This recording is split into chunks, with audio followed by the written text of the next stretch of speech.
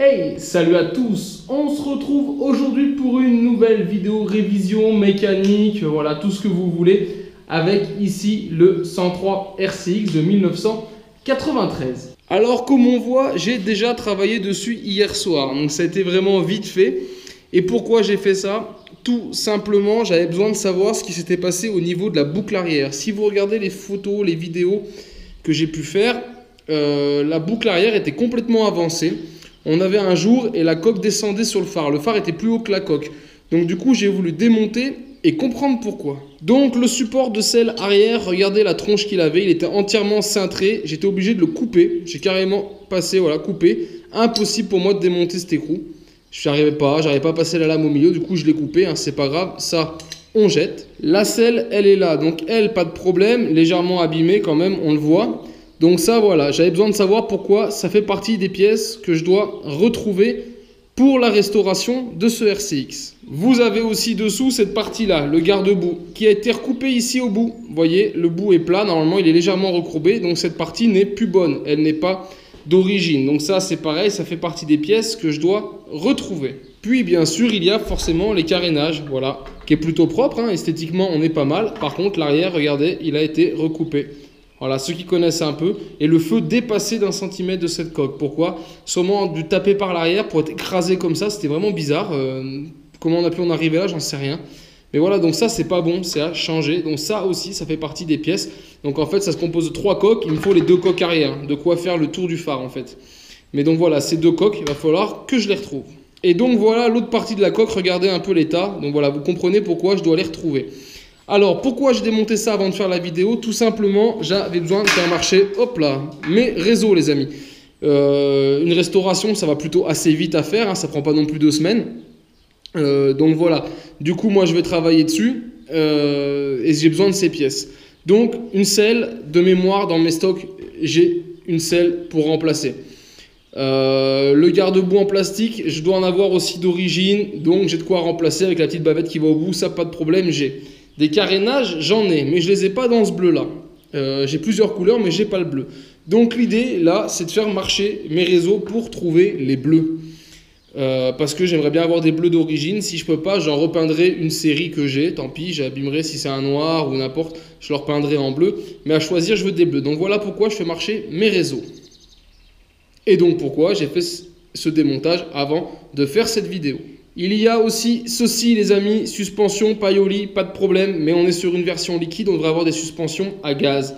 Or, j'ai eu l'ancien propriétaire, vous avez vu cette vidéo où j'ai acheté ce lot magnifique à une ancienne personne qui faisait de la coupe Vario, et ce 103 RCX avait été coursifié, entre guillemets, et ça avait été voulu d'enlever les gaz pour mettre ce type de Paioli. Pourquoi?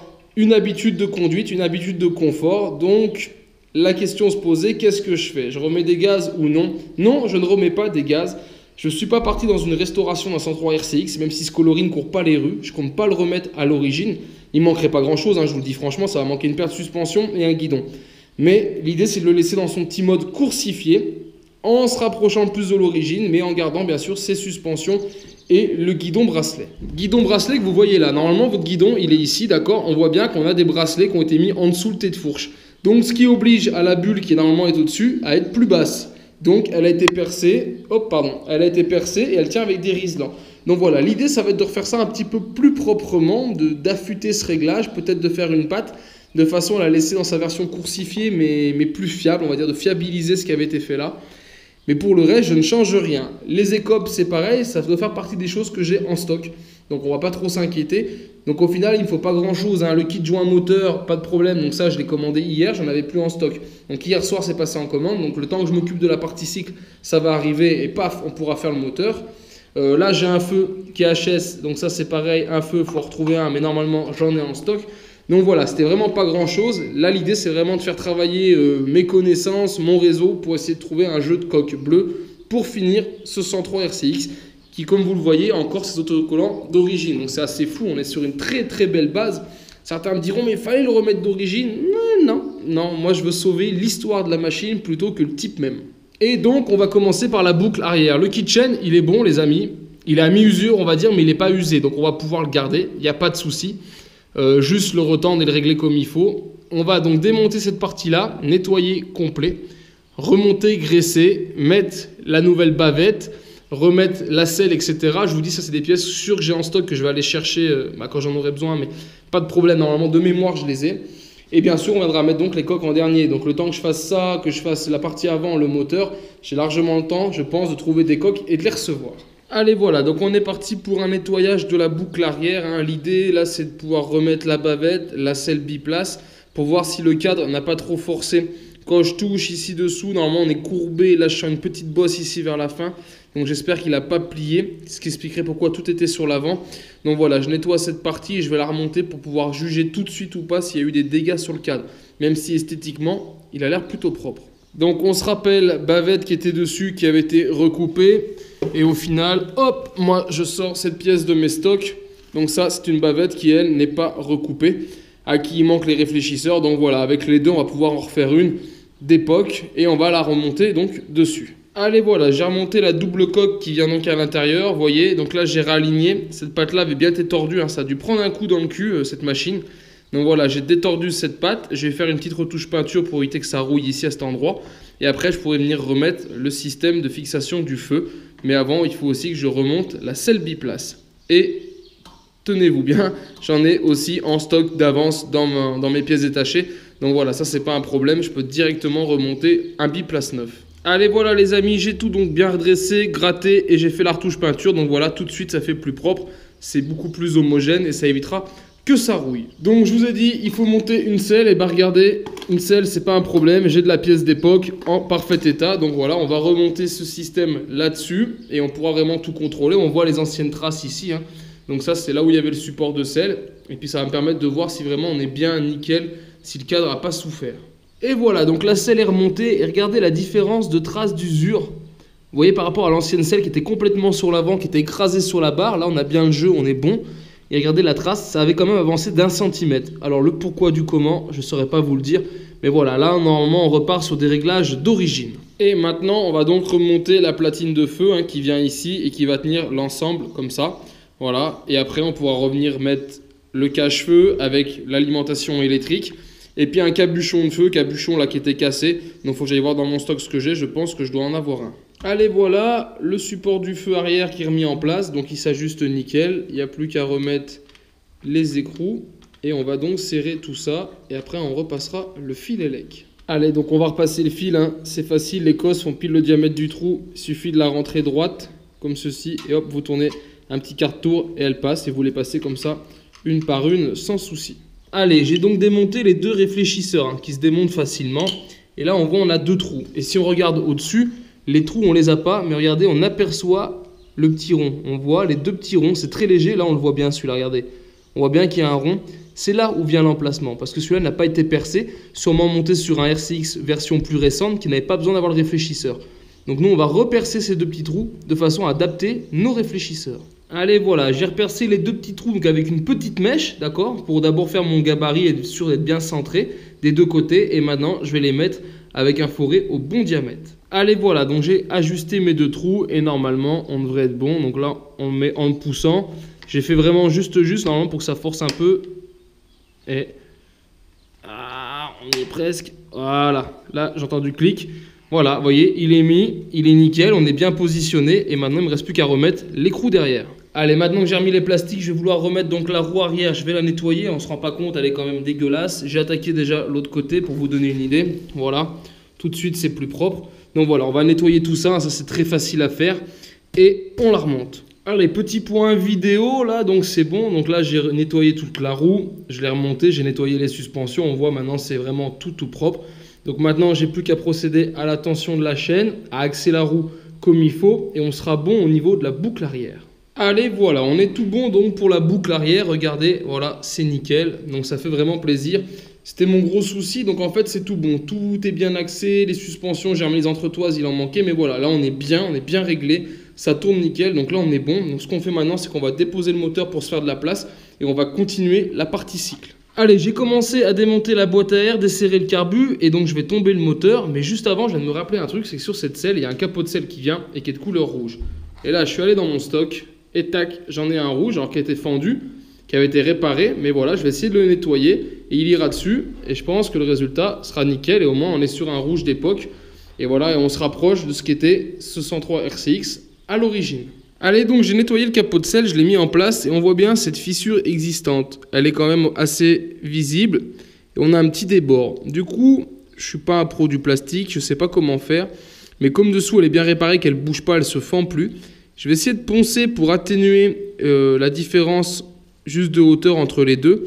Et je vais venir ici y mettre une colle qu'on peut utiliser, qui colle multimatériaux, vous savez, qui se met en cartouche au pistolet. Et je vais lisser avec mon doigt, parce que c'est facile à lisser. On devrait rattraper le trou. Et après, on viendra juste mettre une petite trace de peinture sur cette colle.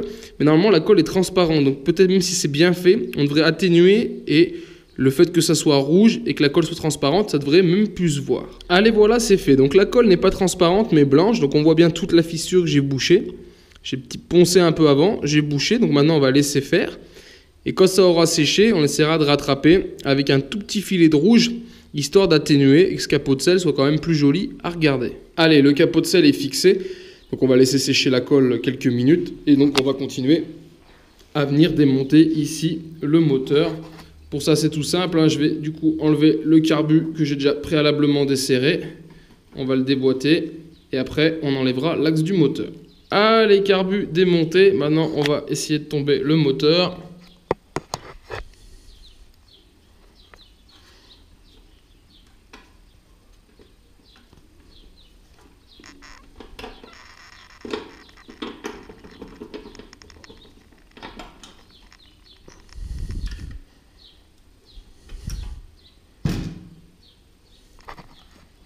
Et voilà, les amis, le moteur. Donc là, on est tout bon, on s'est fait de la place, on va pouvoir continuer à nettoyer le cadre, hein, tant que ces pièces arrivent, hein, qu'à 24-48 heures, et seulement après on s'occupera du moteur. Allez, le moteur tombé, on va donc s'attaquer à la bulle. On voit, j'ai encore un cadenas, j'avais mis un cadenas, et du coup j'ai pas les clés, je sais pas où je les ai mis, donc le cadenas pour l'instant il est là, mais il faut que je l'enlève. Et donc là on va s'attaquer surtout à la bulle, donc la bulle qui est descendue, on voit par rapport à l'origine, donc forcément qui a dû demander 2-3 petites modifications à l'intérieur. Donc a priori elle tient qu'avec des riselants. Donc ça va être tout simple les amis. C'est qu'on va couper les riselants. Et puis on va voir comment elle tient. Je vous avoue que je sais pas trop. Mais je pense qu'il n'y a que ça. Il en reste un de l'autre côté. Ah, le téléphone sonne. Alors faites voir. On va bouger pas la tenir. Je coupe. Et voilà. Et ben regardez, a priori c'était juste 2 riselants qui la tenaient.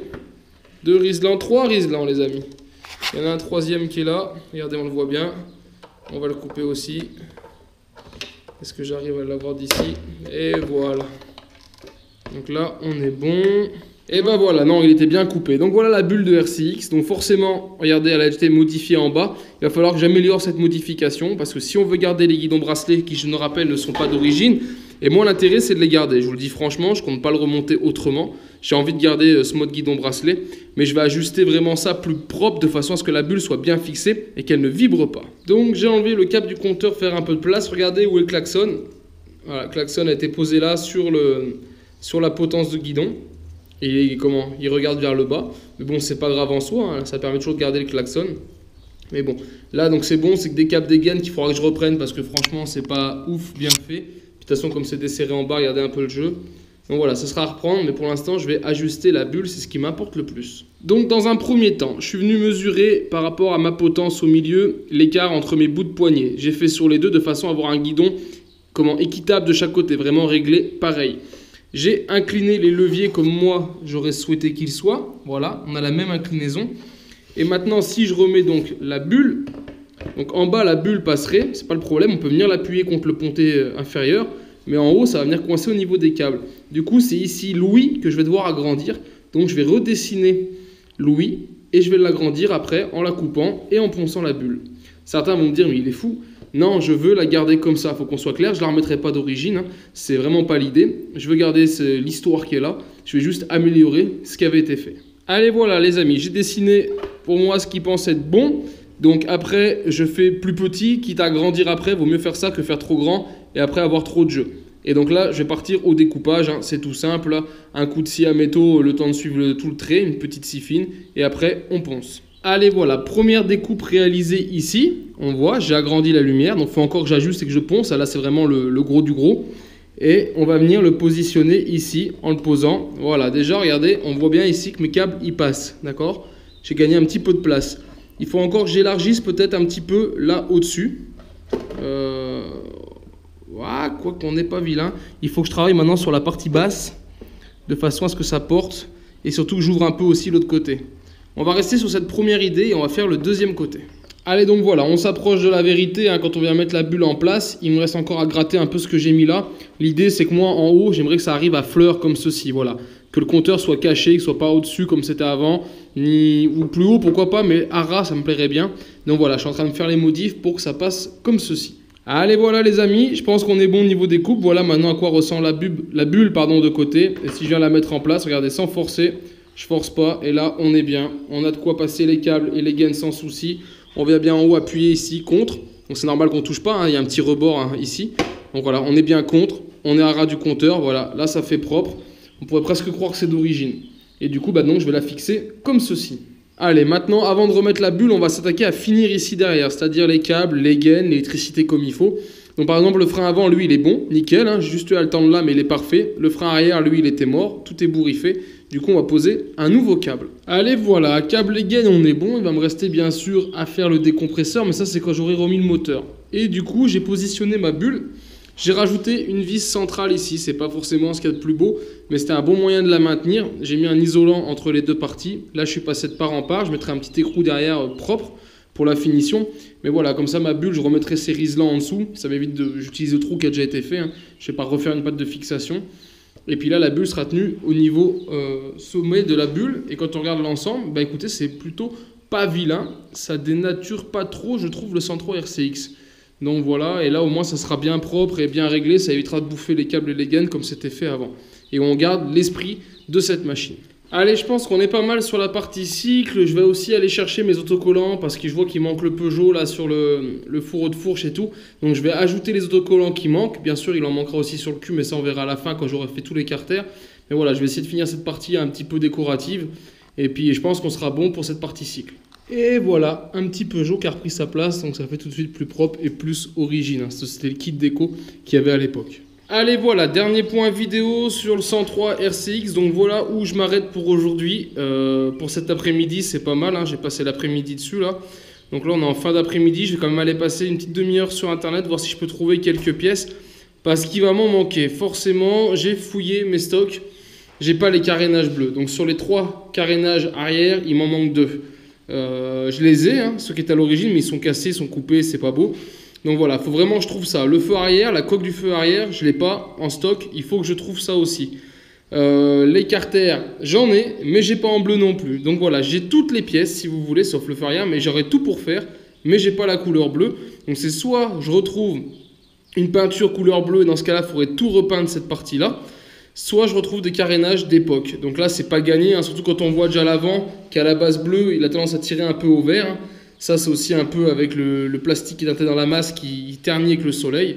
Sinon, pour l'ensemble, je suis assez content. J'ai au passage remis les stickers qui vont bien, nettoyé celui qui était devant. Voilà, c'était bien un blanc d'origine.